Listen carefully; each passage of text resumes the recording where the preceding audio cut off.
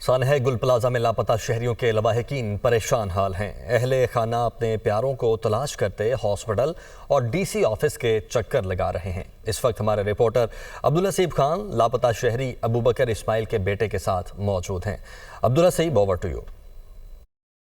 جی بالکل، سانحہ گل پلازہ میں لاپتہ جو شہری ہیں ان کے اہل خانہ بہت زیادہ پریشان دکھائی دیتے ہیں۔ مختلف جو ہے وہ شہری ہمیں دیکھتے ہیں کہ کبھی ڈی سی آفس چکر لگا رہے ہیں، کبھی وہ اسپتال جاتے ہیں، کبھی جو ہے وہ حادثہ کی طرف جو ہے وہ جانے کی کوشش کرتے ہیں۔ خاصی پریشانی ہو رہی ہے۔ اس وقت ہمارے ساتھ ایک متاثرہ شہری موجود ہیں جن کی یہاں پر شاپ تھی اور ان کے آگ لگنے کے واقعے کے بعد ان کے والد صاحب جو ہیں وہ اس رابطہ جو ہے وہ ختم ہو گیا اور اس کے بعد سے ان کا کچھ پتہ نہیں چل رہا ہے۔ ایسا یہ بتائیے گا کہ آپ کے والد صاحب یہاں پر تھے، آپ بھی یہاں پر شاپ پہ کام کرتے تھے، کب آخری بار رابطہ ہوا؟ اور اس کے بعد یہ بتائیے گا کہ ڈی این اے سیمپل کے بعد سے ابھی تک کیا پریشانی ہے؟ کروکری برتنوں کی ہماری شاپ تھی۔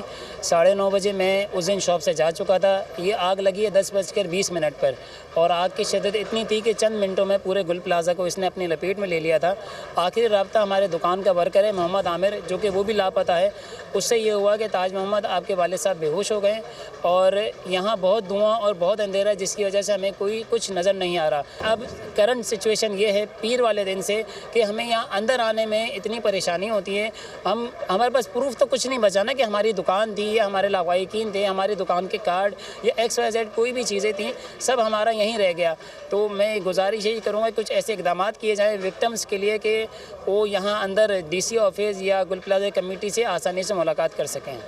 دیکھیں بالکل یہ صورتحال ہے جو اہل خانہ ہیں لاپتہ افراد کی، ان کو پریشانی ہو رہی ہے اور اس کے ساتھ ساتھ یہ بھی وہ کہتے ہیں کہ ان کو مختلف جگہوں پر جو ہے وہ بھیجا جا رہا ہے، لیکن تاحال جو ہے وہ ان کو کوئی خاطر خواہ جواب یا کوئی جو ہے معلومات نہیں مل سکی ہے۔ جی